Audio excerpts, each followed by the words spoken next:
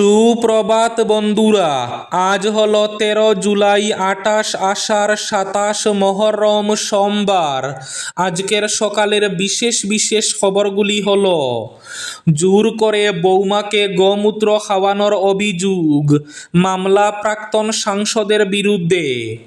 কাছাড় জেলার দলাইয়ে টিউশনে যাওয়ার পথে কিশোর অপহরণের চেষ্টা, বুদ্ধি খাটিয়ে অপহরণকারীদের হাত থেকে রক্ষা।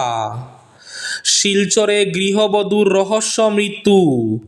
শিলচরে গৃহবধূকে গলা টিপে হত্যার অভিযোগ স্বামীর বিরুদ্ধে, পলাতক অভিযুক্ত, তীব্র চাঞ্চল্য।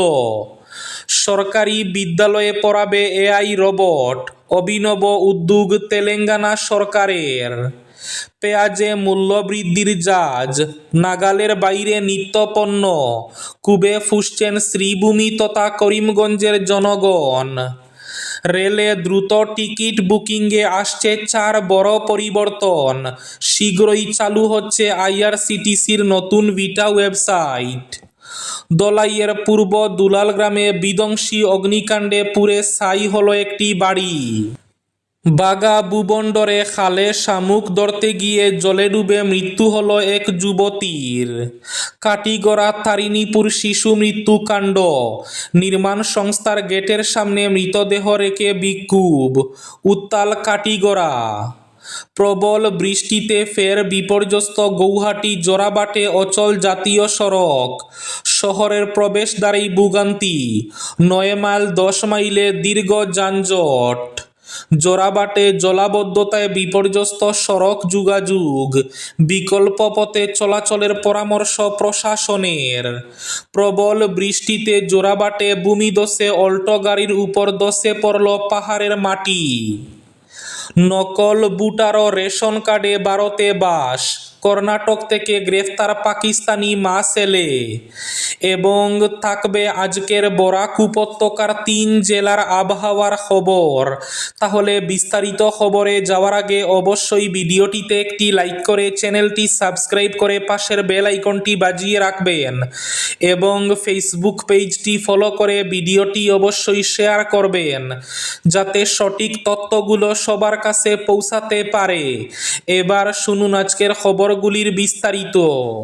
প্রথম খবর, জোর করে বৌমাকে গোমূত্র খাওয়ানোর অভিযোগ, মামলা প্রাক্তন সাংসদের বিরুদ্ধে। দিনের পর দিন মানসিক নির্যাতন, শারীরিক হেনস্থা চলছিল বলে অভিযোগ। এবার কালো জাদুর নামে বৌমাকে জোর করে গোমূত্র খেতেও বাধ্য করার অভিযোগ উঠল উদ্ভব সেনার এক প্রাক্তন সাংসদ বিনায়ক রাউতের বিরুদ্ধে। পুত্রবধূর অভিযোগের ভিত্তিতে তার বিরুদ্ধে মামলা রুজু করেছে মহারাষ্ট্র পুলিশ। একই সঙ্গে মামলা রুজু হয়েছে বিনায়কের ছেলে তথা কাউন্সিলর গীতেশ রাউত এবং 2 তান্ত্রিক ফিরোজ এবং কাজীর বিরুদ্ধে। তানের নেতা বিনায়কের পুত্রবধূ গিরিজা রাউতের অভিযোগ, বিয়ের পর থেকেই শ্বশুর বাড়ির লোকজন তার উপর মানসিক ও শারীরিক অত্যাচার চালাচ্ছেন। দিনের পর দিন তাকে বাড়িতে খেতে দেওয়া হয়নি, এমনকি কুসংস্কারের বশে তাকে জোর করে গোমূত্র খাওয়ানো এবং তার চুল ছিঁড়ে নেওয়ার মতো ঘটনাও ঘটেছে। কাছাড় জেলার পূর্ব দলাই এলাকার সচিনপুর থেকে এক কিশোরকে অপহরণের চেষ্টার অভিযোগে চাঞ্চল্যের সৃষ্টি হয়েছে। অপহরণকারীদের কবল থেকে বুদ্ধি খাটিয়ে পালিয়ে এসে প্রাণে বাঁচে ওই কিশোর। যদিও অভিযুক্তরা বোলেরো গাড়ি নিয়ে ঘটনাস্থল থেকে পালিয়ে যেতে সক্ষম হয়েছে। স্থানীয় সূত্রে জানা যায়, শনিবার সকাল প্রায় 9টা নাগাদ টিউশনে যাওয়ার উদ্দেশ্যে বাড়ি থেকে বের হয়ে কিশোরটি। অভিযোগ, পথে একদল দুষ্কৃতী তার নাক মুখে একটি রুমাল চেপে ধরে জোরপূর্বক একটি বোলেরো গাড়িতে তুলে নিয়ে যায়। কিশোরের দাবি, কিছুক্ষণ পর 306 নম্বর শিলচর আইজল জাতীয় সড়কের নতুন বাজার এলাকায় পৌঁছানোর আগে অপহরণকারীরা প্রস্রাব করার জন্য গাড়ি থামায়। সেই সময় তার জ্ঞান ফিরে আসে। সুযোগ বুঝে গাড়ি থেকে নেমে দৌড়ে পালিয়ে যায় সে। পরে স্থানীয় এক ব্যক্তির কাছে গিয়ে মোবাইল ফোন চেয়ে বাড়ির যোগাযোগ করার কথা জানায়। বিষয়টি জানতে পেরে স্থানীয়রা পরিবারের সদস্যদের খবর দেন। কিছুক্ষণ পর পরিবারের লোকজন ঘটনাস্থলে এসে কিশোরকে বাড়ি নিয়ে যান।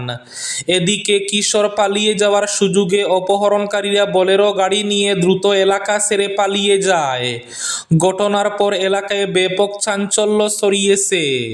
শিলচরে এক গৃহবধূর রহস্য মৃত্যু, গলা টিপে হত্যার অভিযোগ স্বামীর বিরুদ্ধে।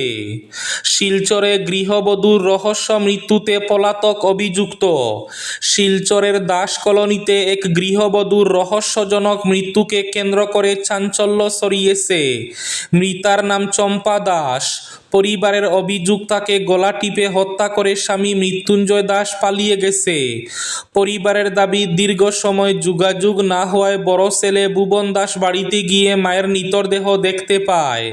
খবর পেয়ে রাঙ্গিরহাটি পুলিশ ফাঁড়ির পুলিশ ঘটনাস্থলে পৌঁছে মৃতদেহ উদ্ধার করে ময়না তদন্তের জন্য শিলচর মেডিকেল কলেজ ও হাসপাতালে পাঠায়। যদিও পরিবারের পক্ষ থেকে গলা টিপে হত্যার অভিযোগ তোলা হয়েছে, পুলিশের পক্ষ থেকে এখনো মৃত্যুর কারণ আনুষ্ঠানিকভাবে নিশ্চিত করা হয়নি। পলাতক স্বামীকে খোঁজা হচ্ছে এবং ময়না তদন্তের চূড়ান্ত রিপোর্ট এবং অন্যান্য প্রমাণের ভিত্তিতেই পরবর্তী আইনি ব্যবস্থা নেওয়া হবে বলে পুলিশ জানিয়েছে। দলাইয়ের পূর্ব দুলালপুর গ্রামে বিধ্বংসী অগ্নিকাণ্ডে পুড়ে ছাই হলো একটি বাড়ি। রবিবার রাত 7টা নাগাদ আগুনে পুড়ে ছাই হয়ে যায় গ্রামের মহেন্দ্র রায়ের বাড়ি।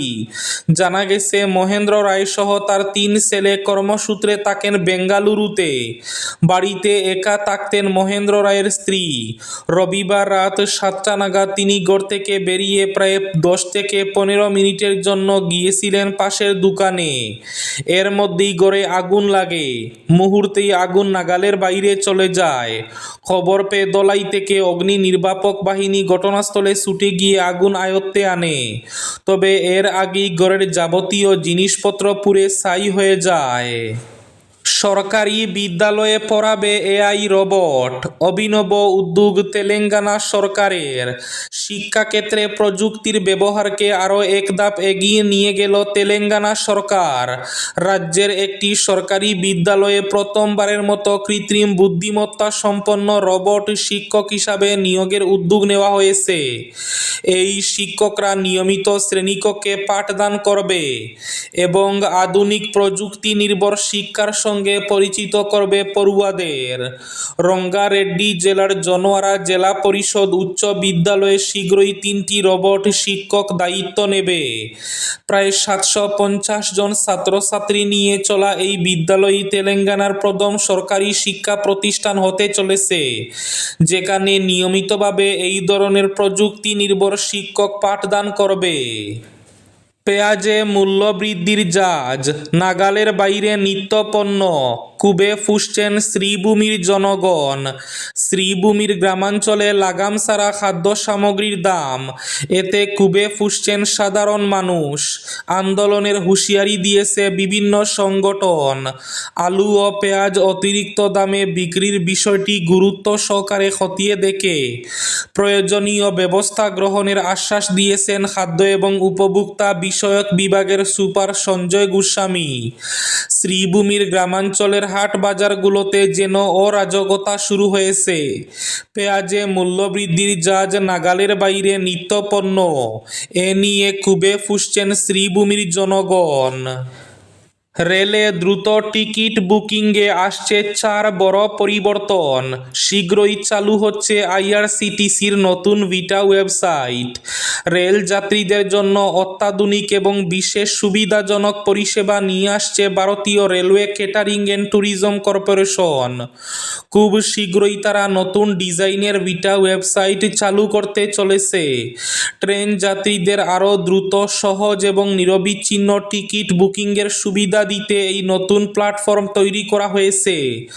নতুন ওয়েবসাইটে 4টি গুরুত্বপূর্ণ পরিবর্তন আনা হচ্ছে, যা বিশেষ করে তৎকাল টিকিট বুকিংয়ের সময় যাত্রীদের দ্রুত পরিষেবা পেতে সহায়তা করবে। নতুন এই সংস্করণের প্রধান বৈশিষ্ট্য হচ্ছে সহজে ব্যবহারযোগ্য, আধুনিক এবং আকর্ষণীয় ইউজার ইন্টারফেস।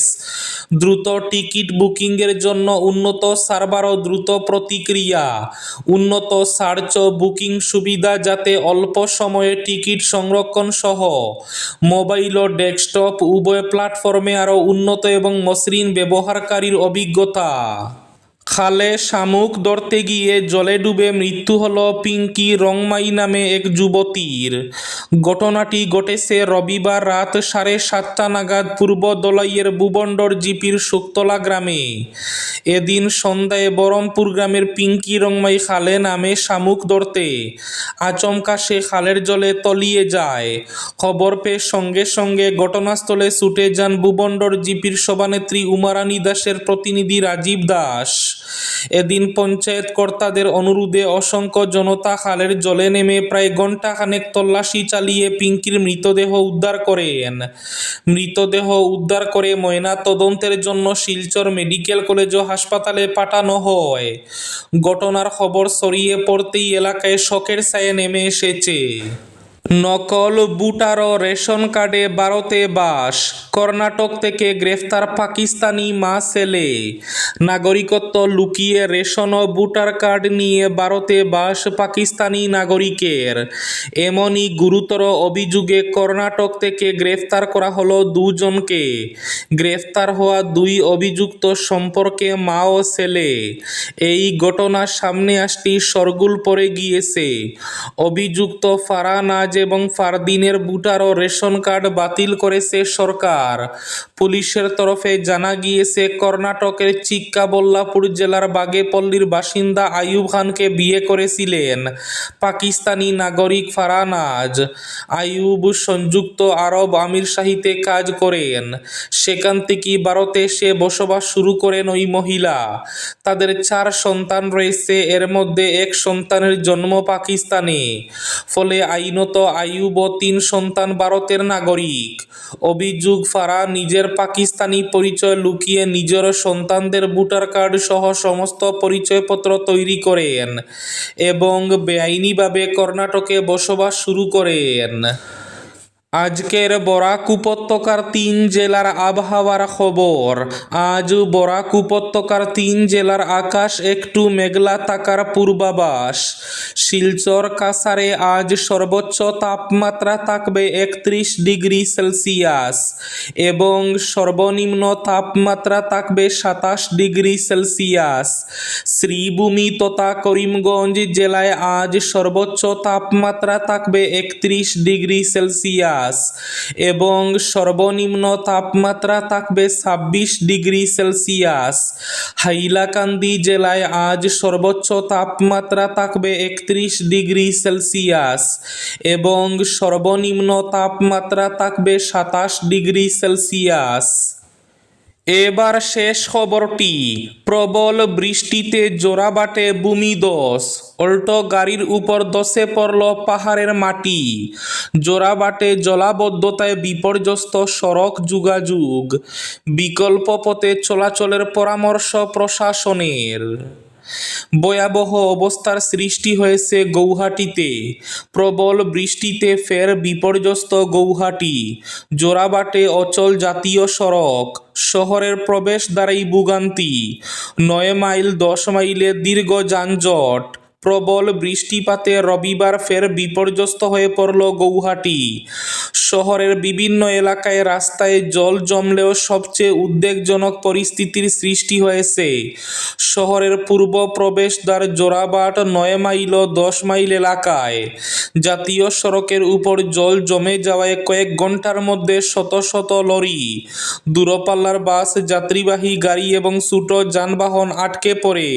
বিকেলের পর থেকে জোড়াবাটে কার্যত থমকে যায় যান চলাচল। এই ছিল আজকের সকালের বিশেষ খবরগুলি। ভিডিওটি অবশ্যই লাইক করে শেয়ার করে দেবেন।